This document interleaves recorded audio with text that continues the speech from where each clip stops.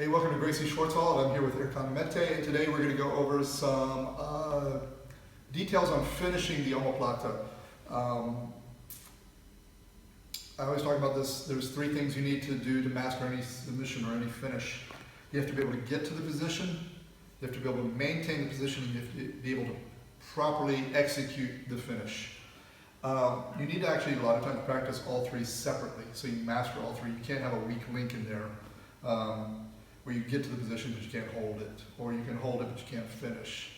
So right now we're going to go over some details on tightening up the omoplata. I see a lot of people kind of get to the position and then they just start trying to use brute power to get this. So first we're just going to get ahead and we're not going to go into the details necessarily getting into it. I'm here, the arm is over.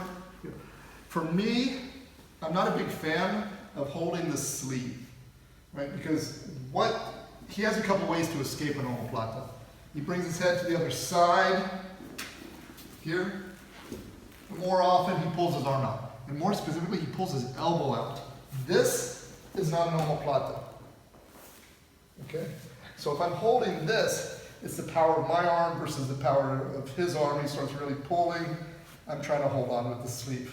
So I like to hold the elbow. This also means that I can make sure the arm stays wrapped around this leg. As long as this arm is wrapped around this leg, no matter what he does, he postures up, he comes around, he rolls backwards. As long as I have this, wherever we go, drives into me, right? As long as I have this elbow, I'm okay. So, when I do this, especially no-gi, I'm cupping the elbow, and I'm switching. Kind of here. Now, we'll go ahead and get to this part. When I do this, don't reach over his back with your hand like this. Okay? One, if he starts to look away and tries to roll, it's hard for me to hold on with my hand. Also come back. If he kicks his right leg wide, as you start to roll, kick your leg, catches my arm, here he can actually omoplata me. So when I do this, I like to use my elbow, and my hand will just kind of be here. That way if he tries to roll, here. And if he tries to catch my arm when he rolls, I can just get my arm out of the way if need be.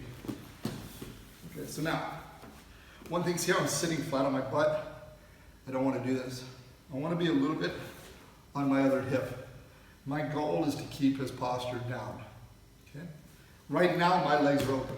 I don't really like to figure four my legs when his head is down. If his head goes up and he starts to posture up, if I do figure four my legs, which I will sometimes, my toes are live. When I get lazy with my toes, he holds my toes, ducks his head under, and here. So I'll do this, but more often than not, I'll just cross at my feet. Now here's the thing, if I need to break him down, if I do this and push my legs down, it can be hard, or if I do this, roll.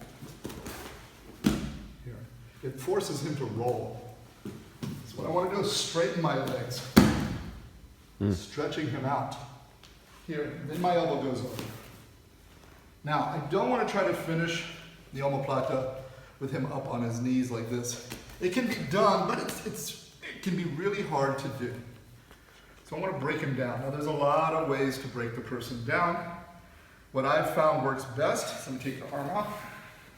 Often, we'll pull the guy to the side and pull him down. This works pretty well, except if the guy follows me. I had a student who was really good about that. He would just follow me to the side. So what I want to do is I want to spiral him down. It's a little bit like, can I get you a turtle? When I come in here, I don't pull him to the side, I spiral him down. So I'm going to kind of do the same thing. So my motion is going to be here, my legs, and I want to run around the corner. It's going to put a lot of strain on his shoulder and break him down. So we're here, I catch, and I start run around the corner. I'm doing it kind of slow to be nice. Here. my foot here. I don't really like to triangle my legs. Now, this is where I want you guys to come in a little bit. Two mistakes I see, probably the greatest mistakes people do, and one reason I don't do this, I don't like to reach over and hold this shoulder. His arm, what the submission is his wrist coming up. It's Kimura, basically. It's this abs. His arm this way is very flexible. It's like when, get your back, please. On your back. When people try to do a kilak, and it looks really painful, but this is very flexible. The submission is the hand moving. So when I get here, if I go like this across him, I'll eventually get the submission, but all I'm really mostly doing is bringing his elbow up. Okay, and so you'll see it takes a lot. Okay, so if my head goes across, you're mostly moving the elbow. I want to bring my head on this side. Okay, so when I do this, when I bring my head, my belly is here. That's the motion, not this. So I don't like to reach this arm over. If anything, I go under the head this way, and I bring my head this way. Or I just keep my arm on his back. This, my head goes down, my hips come up. Okay. So don't come across. Okay. Now, one little thing right here.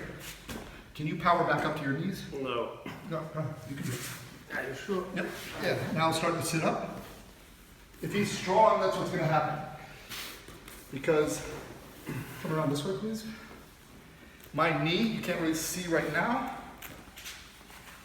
My knee is here, past his shoulder, which means the pressure is here, which means he's going to be able to lift me pretty easily. Because I'm not really pinning the shoulder, I'm pinning here. Can you start to lift your shoulder? Yes. If I was here, less so. So it's a subtle adjustment. Also, notice how my hips are close to him. The closer I am to him, the easier it is for him to get up. So I'm going to move my angle just a little bit this way, move my hips away, and my knee goes right on his shoulder. So the point of my knee is right on the point of your shoulder. Can you sit up now? Can you posture up? Bring your shoulders up. No. Okay. So even if he brings his hips up, here. But if I'm like this, the guy posts that hand and he's really strong, it starts powering you back, and then you've got to start kicking him back down. So when I land, I'm here, I make that adjustment. Here. Now, my head doesn't go here, again it goes here. You have to push, and there's the finish.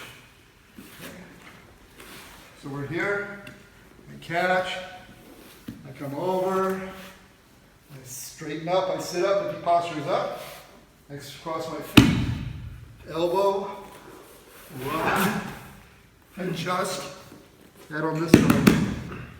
Okay, always holding on that elbow. Okay. Now, one little detail. If you can't get up or you can get up, I won't do this. Let me do this without your arm, just like that. Okay. Another option, instead of coming up this way, this post, I'm going to pull my knee behind me. So break down. Sometimes I can pull the knee back. So I'm holding, pointing the elbow, here. Now, this is all just